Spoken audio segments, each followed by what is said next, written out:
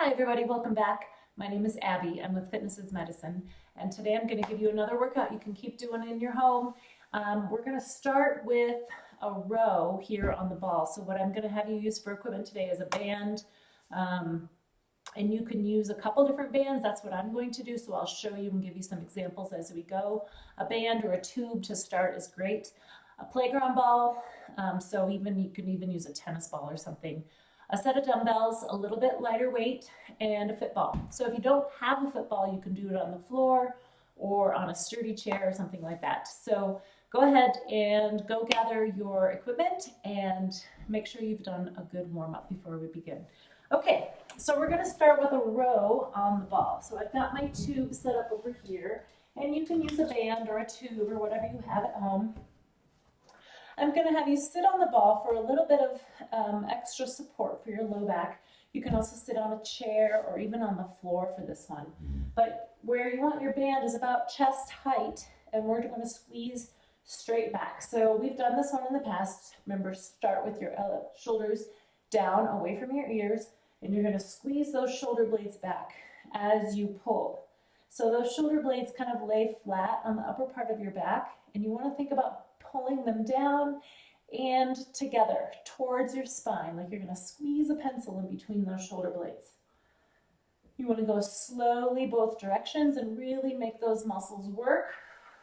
And then on top of it all, you want to keep breathing. So take a breath before you start, and then breathe out as you squeeze back. If you can't coordinate that, it's okay. Just make sure you're not holding your breath and that you're breathing consistently throughout. All right, do 10 or 15 of these to start. So in addition to working the posterior shoulder and your rhomboids and your different parts of your shoulders there, you're also working your biceps. So that's a good exercise to get started. Next, we're going to do some donkey kicks. So I'm going to lower to the floor. These aren't really kicks per se, but they kind of resemble it when you're down on the floor. So down on your hands and knees, and hands beneath your shoulders, knees beneath your hips, so you've got a nice flat back.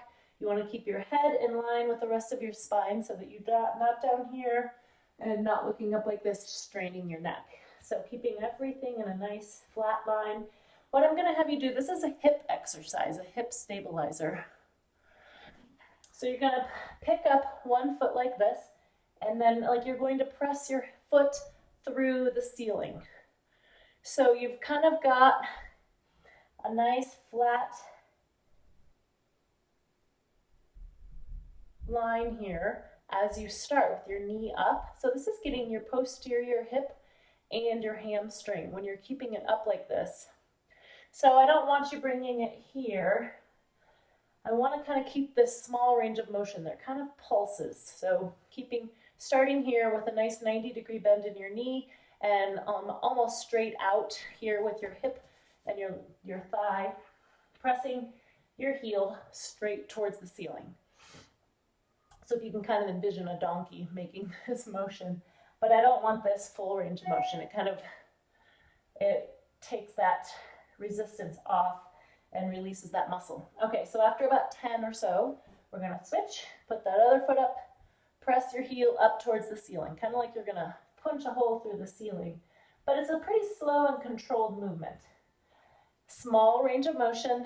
I'm keeping my upper part of my leg up off the ground, parallel to the floor, and then pressing up from there. So I'm working my glutes, my hamstrings, all of those muscles in the posterior hip are having to engage to perform this exercise. All right, come down out of that, and then we're going to stand up. So take your time standing up from the floor,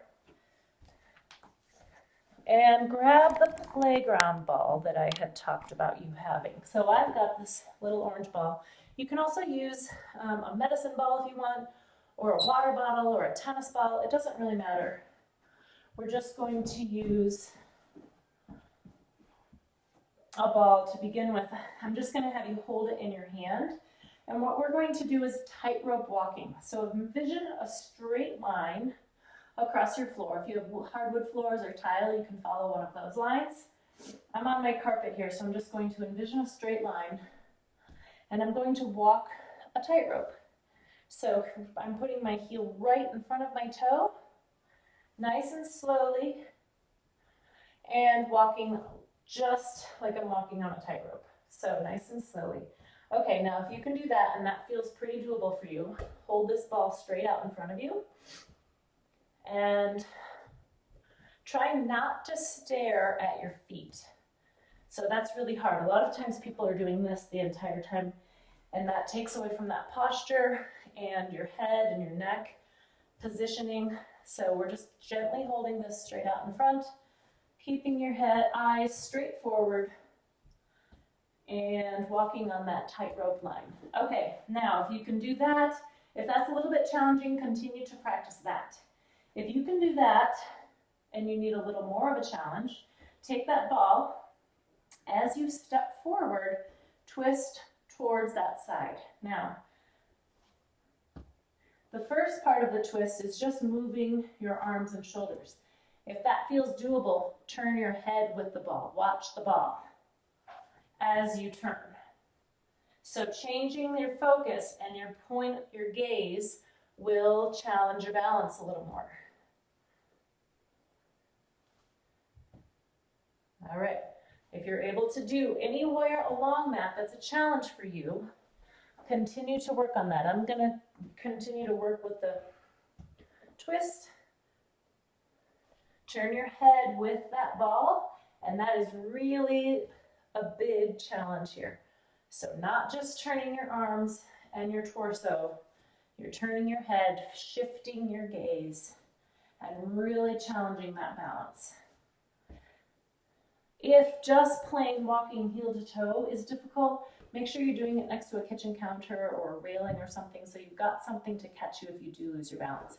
Okay, that's tightrope walking, and anywhere along that we're adding a little bit more difficulty. So take what works for you there. Okay, next we're going to do side abs on the ball. So I gotta get my ball back over here. And I will say that putting your feet against a wall with this one can be really helpful. So pretend that there's a wall right here. I'm not going to go do it against a wall because it's just hard for the camera angle.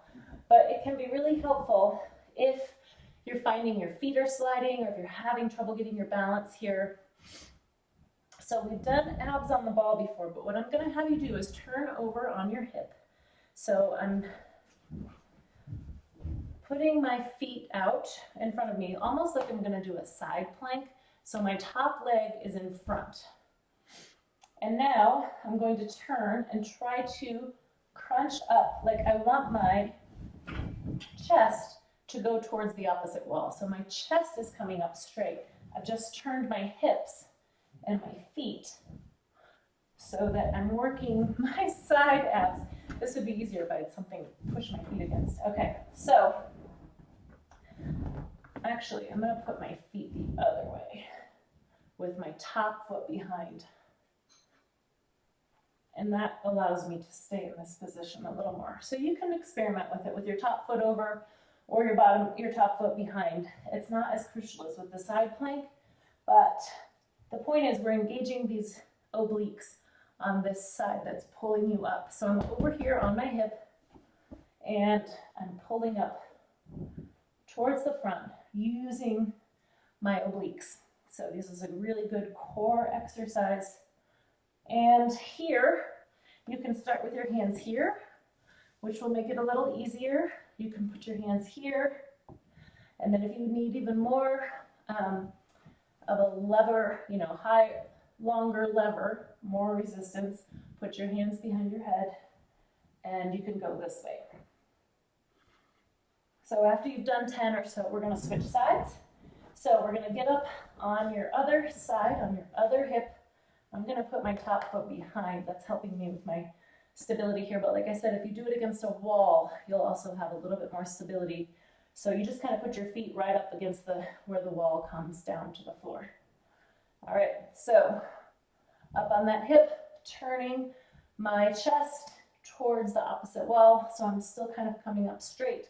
But now this side is really having to work to move me up and down, working on those obliques. Remember, you can put your hands behind your head for a little bit more resistance.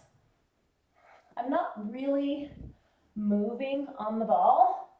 I'm kind of just right up here on the front edge of it and tilting from there. I'm not rocking back and forth, making the ball move on the floor. Everything is staying pretty stable. Okay, good. And then for the last one, I'm going to have you use your band again. I'm going to use a different band, and there's a couple different ways you can do this. So I've got little loops that I could put around my ankles, which if you come to my gym, you recognize these. You just put them around your ankles here. You can grab just a normal band to step on this way. I'm going to use this other loop that I have. It's a little longer. You can use anything you have in your house to make this give you a little bit of resistance. So we're going to do some side stepping. So before I put any resistance into it, I'm going to show you what I want the side stepping to look like. So I'm in a little bit of just athletic stance. I'm not in a squat, but I'm also not straight and stepping sideways like this, like Frankenstein. So I want just a little bit of bend in my knees, sitting my hips back just a little bit. So kind of a good athletic stance, like I'm ready to move. Okay, now to step sideways, I'm going to just take kind of baby steps sideways.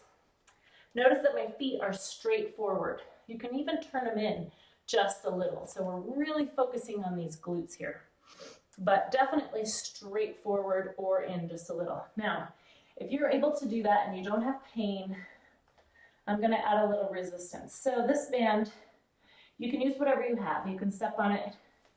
I can step on this and give myself some resistance. I can pull up on it, make it harder, lighter, all the way along. So I want you to keep your feet about shoulder width apart, and we're just taking baby steps. So I don't want you to bring them all the way together each time, and that takes some of the resistance off. So I'm starting, adding a little resistance, pulling up on that, and then taking some baby steps, keeping that resistance so that my glutes have to continue to engage as I step sideways. Now, as you do this, you may notice that this lead foot wants to kind of lead out to the side like that. That's because our hip flexors and our quads are typically stronger and they want to take over. Don't let them. Make your glutes do this. So just tiny side steps, and you can adjust the resistance depending on what you have at home. Even if you're just working on side stepping without resistance, that's still really good to work in that movement plane, because most everything we do is in this frontal plane. So it's good to move sideways even if you don't have any resistance. Okay, so just kind of work yourself back and forth across the room a couple times. And as you go, you should really start to feel it in those glutes, in those hips. Okay, really good. Now, go ahead and do this through at least one more time, preferably 2 more times, to really get those muscles engaged and fatigued a little bit, and that's okay. If you have a little muscle fatigue, that's okay. A little muscle soreness is okay. You never want any joint pain, and if you ever do, stop, and you can send me a message. I can always give you something else to do that will be an alternative that you can still work without causing pain. I never want any pain, but you can continue to do these. I always try to give you lots of different levels so that you can choose a level that works for you. So keep moving, everybody. Remember, you can add a cardio in between each set as well. So you do your warm up, you do this set through with me. You press pause, you go do another 5 minutes, 10 minutes of cardio, come back and do another set of these. So you can turn it into a really great longer workout. You can make it a little bit shorter if that's all you've got the time for, but whatever you do, keep moving. All right, have a great week, everybody, and I'll see you again next time.